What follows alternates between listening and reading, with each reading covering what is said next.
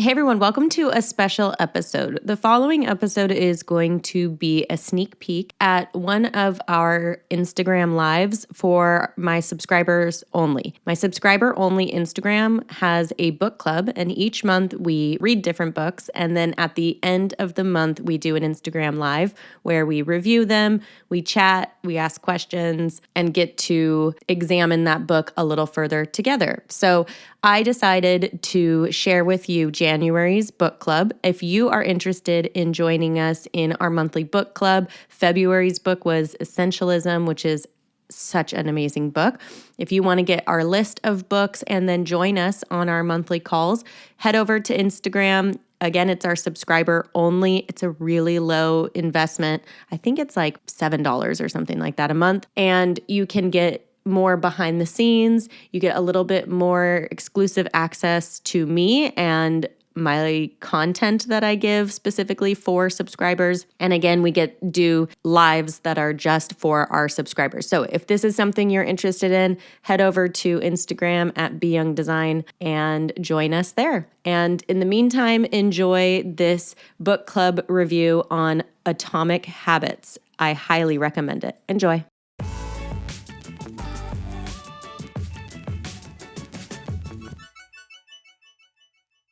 So this month, book club, our inaugural book club book was Atomic Habits by James Clear. And I saw a couple of you. I saw Denise posted a photo that they were reading it and loved it. And I'm so excited to hear all of your thoughts. I first read this book, I think back in 2022, beginning of the year. And it was huge for me. I loved it so much. It was nice revisiting it. I took down a bunch of notes and takeaways and stuff that I wanted to dive into, and I'm excited to do so. So, how I'm going to lay this out is essentially I'm going to just summarize the book a little bit. So, if you haven't read it yet, this may be a good teaser. It's going to be a summary essentially. But if you haven't read it yet, I still recommend going and reading it because obviously I'm just going to scratch the surface, but there's such good insight in there. And what I've found is that I used to have this app where it would give me the summary of books. It was great. And it was amazing being able to consume like 15 books information in a week. But I learned that I wasn't able to retain the information as well. So this is a great start, but I do still recommend going and reading the book. So I am going to be referencing some of my notes that I took here. So if I'm not looking at the screen, that's why. So yeah, I'm going to go through just like an overview, quick overview, some of my key takeaways. And I definitely want to hear some of your key takeaways. I'm sure some will be similar, but I have a couple quotes that stood out for me. And I want to know if there were any quotes that stood out for you. And then leave it open for discussion. So I have a couple questions that I created and that a couple people, Katerina sent me a question she wanted to pose to the group. And then we can leave it open for Q&A. Again, if it's a small group or if it's just me today, that's cool too. We can continue the Q&A in the comments. And then I'll leave it off by just a little preview of next month's book, which I can't believe we're already at the end of the month. Also, before I start, I want to say it was really nice starting the month with this because as we get to the end of the month, it's so easy to push away certain habits that we started off in the beginning of the year or the end of December. So I have some really big habits that I implemented / changed in my life that I don't talk about. I also have a puppy here, so if you hear barking, that's her. She likes to run and chase the cat. So I'll tell you a little bit about those habits that I've shifted and how I was able to do that. And it's really exciting to be at the end of the month and still have that going and continuing. So I want to hear what habits you have created. And if there's anything that maybe you started at the beginning of the year and you haven't stuck to, and maybe if you can pinpoint why that is. And then also if there is habits that you started at the beginning of the year and you have stuck to, if you have still continued. So let's dive into it, shall we? And if at any point you have any questions, throw them in the comments. We can dive into it. It's meant to be a conversation. Okay, so Atomic Habits by James Clear. I hope everyone got a chance to at least get started on it. I know so many of us are busy, but that's why I love audiobooks. I'm also an auditory learner, so it's helpful for me to read books. But reading books and consuming information is just like has been a game changer in my life. I always feel like, what do you call it, superhero? Because I'm gaining all this information. I'm like, do people know that this is like free information out there, or information you can get for literally like $10? Anyways, okay. So essentially, this book is a guide to how to better your life, how to create habits. And the whole focus, though, is about these micro habits, these small incremental improvements that you can make in your life that end up compounding over time, which end up making incredible changes in your life. Think of it like compound interest. And he really emphasizes that big goals aren't about the big actions. Action is so important, but it's the day to day, the little actions that you make consistently over time that end up providing you with the results. And that is such a big thing because we so often have big goals that we think that we need to make that like one action, that one big action that's going to turn into something. Or we feel like if we didn't make that one big action, then all of a sudden our whole thing is poo-pooed. And I'm going to go into a little bit of my key takeaways afterwards, but I want to go through just the framework essentially that he outlines. He has these four primary laws of habit formation. How do you basically create a habit?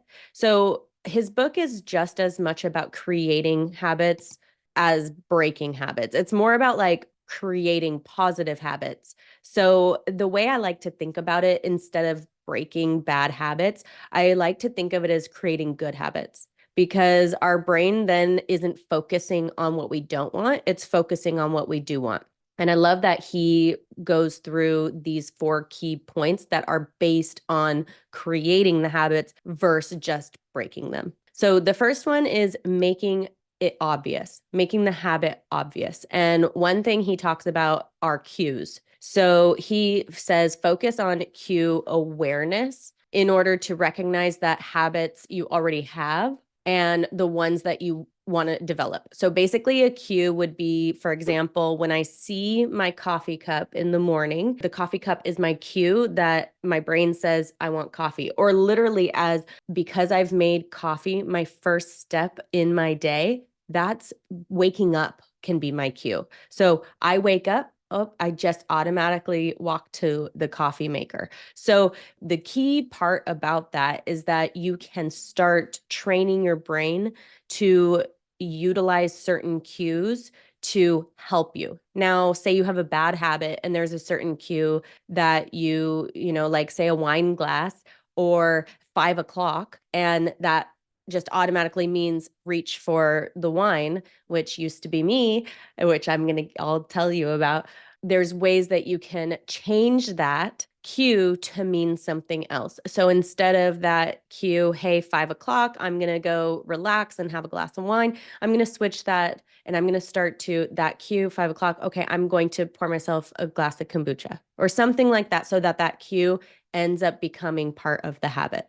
Now, let's see what else I had on here that involves strategies. Oh yeah, habit stacking. I have a little bit of like my key takeaways, but yeah, habit stacking is amazing. It's basically when X happens, I will do Y. I used to use this for working out. So when I wake up and I get dressed, I will put on my workout clothes so that I will go work out. Then this is the key too, because then it got to a point where I'm like, okay, now I'm just in comfy clothes all day. But I wanted to feel good. So I said, that means when I am done working out, I'm going to now change into my like day clothes that feel good, like jeans. And I'm a type of person that does walk around my house in jeans. I know some people think that's insane. I do it because it makes me feel good. Like I feel better about things. Like right now I'm in this oversized sweater and it's like this comfy casual look that I actually am enjoying today. But anyway, so what I would do is after I'm done working out, I change. So if it's the end of the day and I'm still in my workout clothes, that tells me I didn't actually work out. I just got in my comfies. So, anyways, those kind of a habit stack, like wake up, put on the clothes. The clothes trigger me to then work out. Then if I don't change into regular clothes, that triggers my brain to remind me to make it aware that I didn't actually do what I said I was going to do.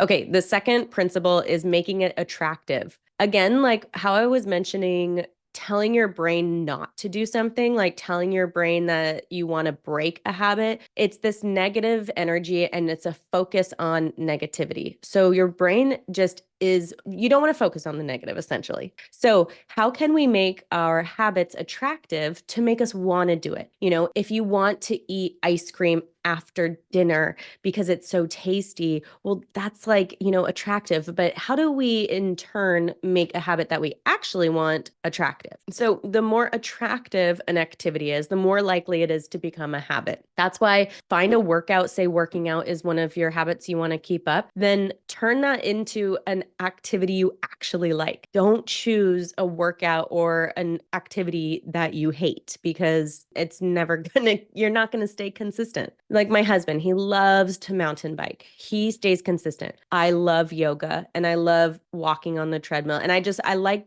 different type of workouts than him. He's more extreme sports. And all the time he's like, you just got to get out on the trail, get mountain biking. And I'm like, it's not something I would stay consistent with. So we all have different ways to have it be attractive. So find what you like. Maybe it's team sports. And of course, I'm talking about, oh my gosh, the dog is chasing the cat, cat's chasing the dog. We have a German Shepherd Husky mix. She's basically a white German Shepherd. So she's a puppy, but she's giant and she likes to chase my cat. Okay, so in the book, he talks about techniques like temptation bundling, where you actually pair an action you want to do with an action that you need to do. So, for example, like brushing your teeth. So if there's certain things that you need to do, maybe it's like affirmations or something. And if you're brushing your teeth, then you can connect those two. The third thing's making it easy. So simplify habits to make it easy to adopt them, to keep them going on. So again, his whole focus is little incremental things, not an overwhelming big change, big picture. So what this does is this helps reduce any friction or anything that's holding you back for good habits. And if you're making it easy, like for bad habits, like say keeping wine on the counter, I'm using wine because that's going to be my habit that I'm telling you I broke, which is amazing. But yeah, like if you keep wine on the counter, it's a really easy habit to continue. And the concept of he has a 2-minute rule. I love this because there's so many studies that talk about our cravings. And he talks about the 2-minute rule, which is scaling down new habits to just 2 minutes. So I like it for two different things. One, he says like this is such a key part is that if you scale down a new habit to just 2 minutes, it's easier to stay consistent with, and it's easier for your brain to not put it aside. Now, I also like to think of this as the 2-minute habit. If you're craving something for 2 minutes, put it aside. And then after that 2 minutes, you're likely the craving's gone or you've thought about something else. Okay.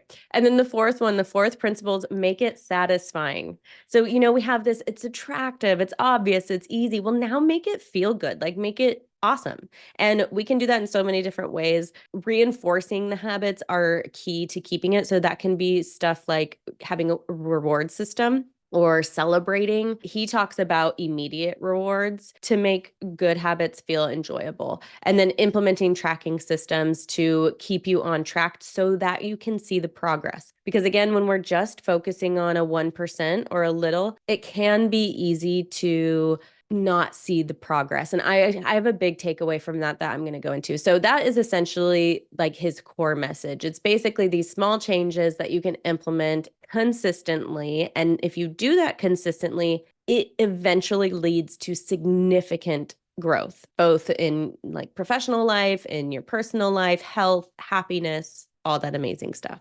So I want to talk about a couple key takeaways. I kind of went into them a little bit. These are just like bullet points I wrote down as I was going through it. The first one is start easy and start with what you know. So back to the making it easy, just start with what you already know to make it easy. So like, again, say it's cooking and you want to start cooking healthier meals. Don't try to then create some like super elaborate recipe that you didn't know. Start with what you know, but just tweak it to see if you can make it a little bit healthier. It's just little, and then as you get more comfortable as you go, then you can start bringing in new recipes, developing it further, right? If anyone has any good metaphors as I'm going through any of this, comment it so that we can all learn from it. Let's see, my next bullet point I said was, as you're more successful and celebrate little wins, you're more willing to do harder things. I love this because success breeds confidence. And once you start feeling confident about your habits or about your wins, you start doing harder things. I love that. Oh, this is a different quote, but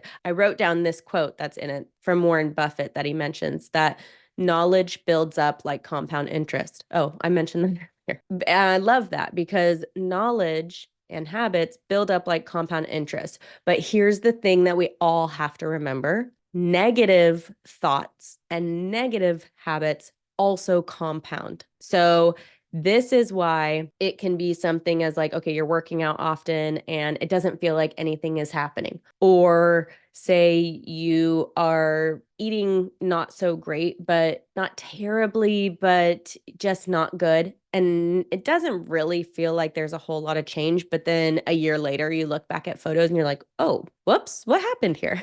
So this is also why success does not happen overnight. Online, it's really easy to see people and think success happens overnight, but there's so much compounded underneath that got them to where they are. He used this example of the bamboo example. So basically, habits feel ineffective until all of the sudden the results show up. He mentions the plateau of latent potential. So it's like the bamboo where it doesn't really look like it's growing at all, but then all of a sudden it shoots up and it's huge. But this is also why it's really easy to get rid of good habits. And this is also why a lot of like fitness people recommend taking progress photos, because even if you are on a super fit routine and you've lost 20 pounds, you're with you every day. It's probably not super obvious to you, those changes that are happening every day. So progress photos, tracking, like he said, something to measure that progress. And this is something I can totally relate to because I have hit a lot of wonderful goals in my career, and it feels sometimes like it's really slow or that the results aren't there. But the thing is that when I look back at where I was, 3 months, 6 months, 3 years, 6 years, it's so obvious. So what I do is I try to sit down. I try to do it quarterly just to reflect and to, be proud. I know a lot of us do it at the end of the year. That's a great way to do it too, because we have to look back to see our successes and our wins and celebrate those, and then also see what our lessons are, even our positive lessons. What are the lessons I learned from certain successes? And then what are lessons I learned from things that I did not enjoy? So it's really easy to get rid of those good habits. And then a quote I wrote down is, mastery requires patience. There's another book. I don't have it on our book list this year because I just found out about it, but I'm going to read it. So I might just start like a bonus book club list. So if anyone wants to keep up with different ones, but there's a book called Mastery and I really want to read it. But anyways, mastery requires patience. Couple other notes I wrote is, forget about goals, focus on systems instead. So the systems to help you stay consistent, systems like setting out your tennis shoes to go for a run, or putting together your outfit, or even setting up good food in your house.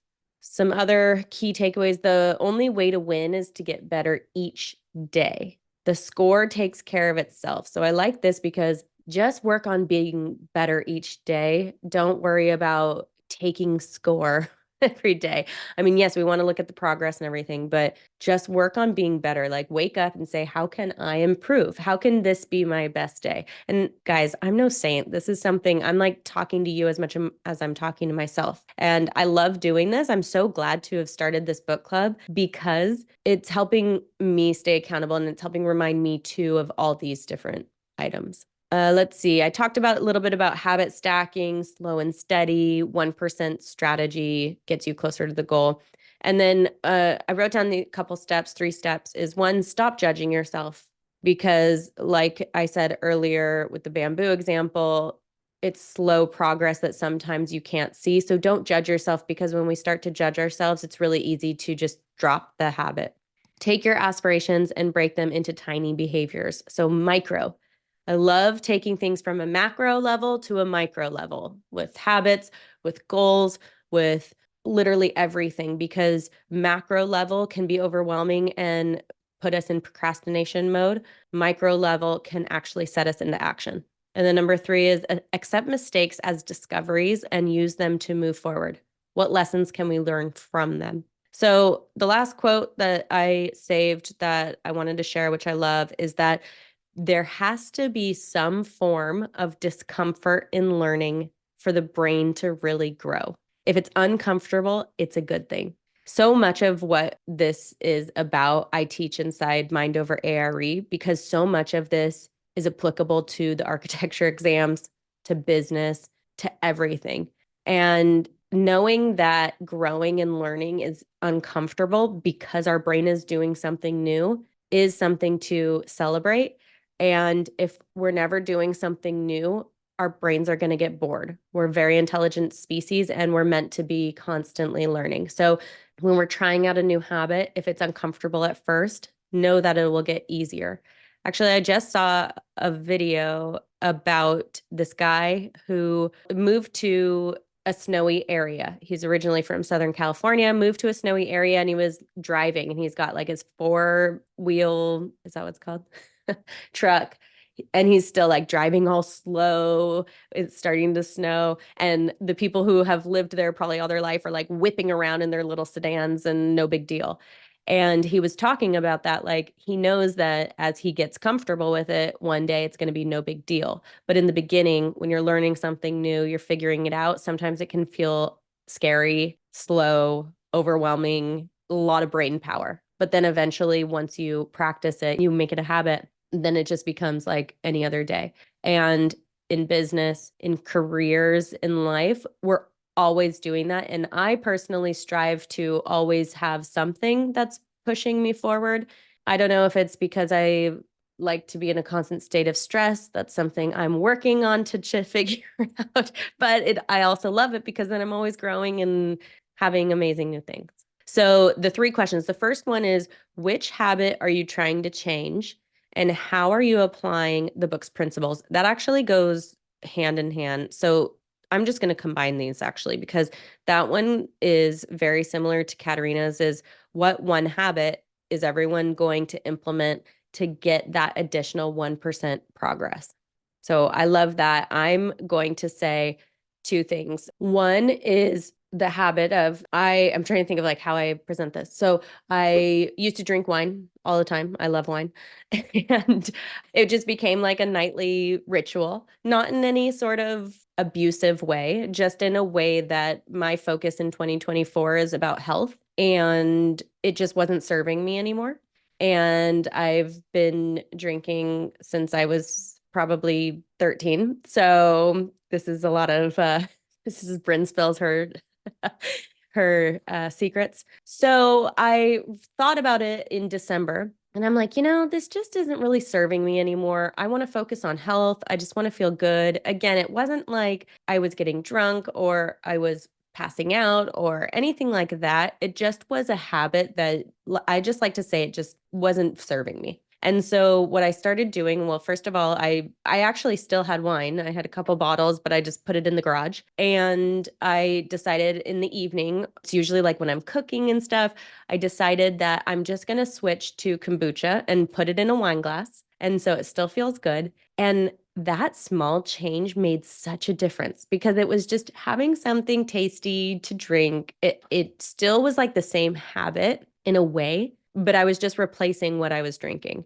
And it's been amazing. And the other thing that I did, which honestly I believe helped the most, and it's not something as talked about in this book. So but it is something I talk a lot about in Mind Over ARE. But I do, it's even though it's not about this book, it's still habits. And I just wanted to bring it up because it really did make a difference.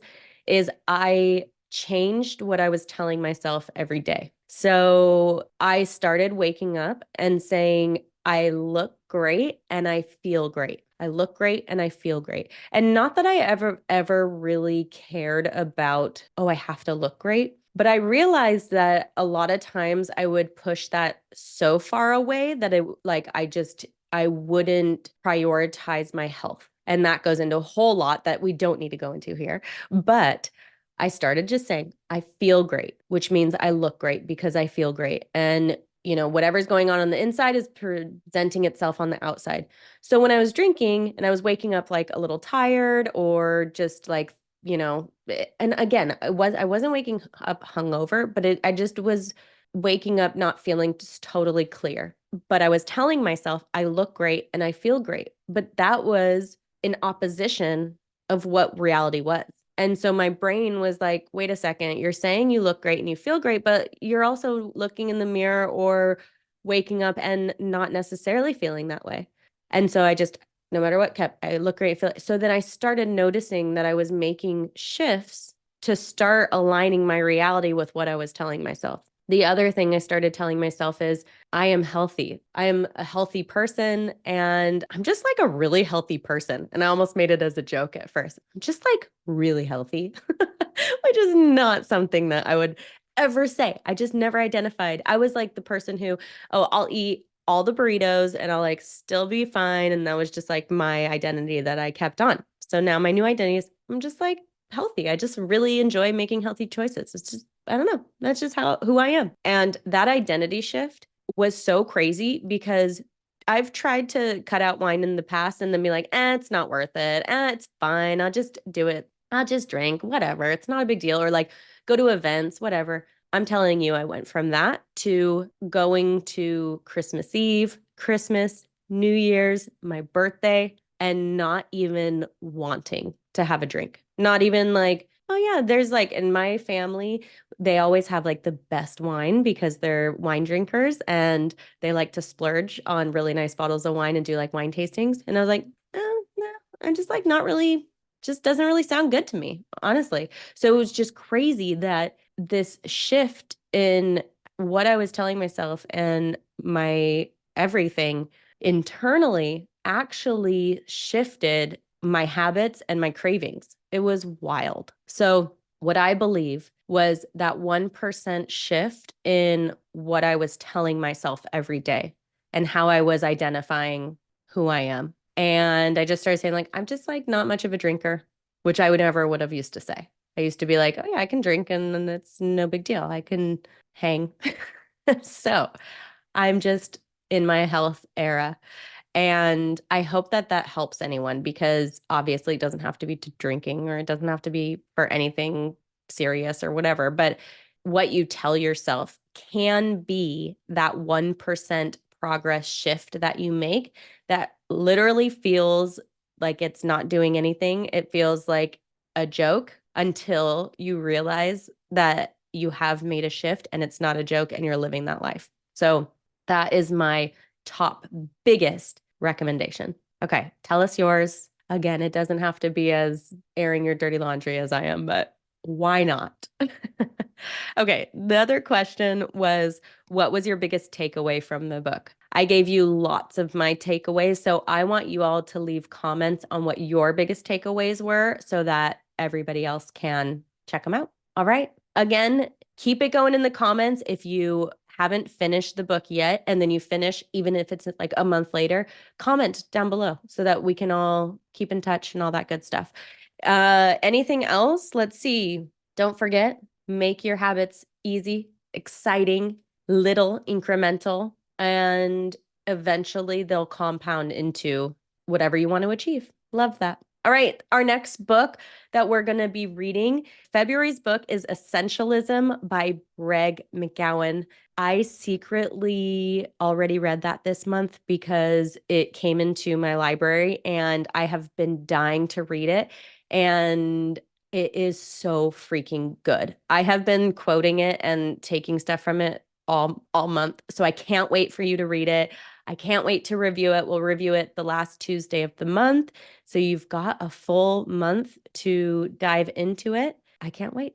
All right. Thank you all for being here, for subscribing, for joining this book club, for growing and bettering yourself with me. I love it. Have a beautiful day. Bye-bye.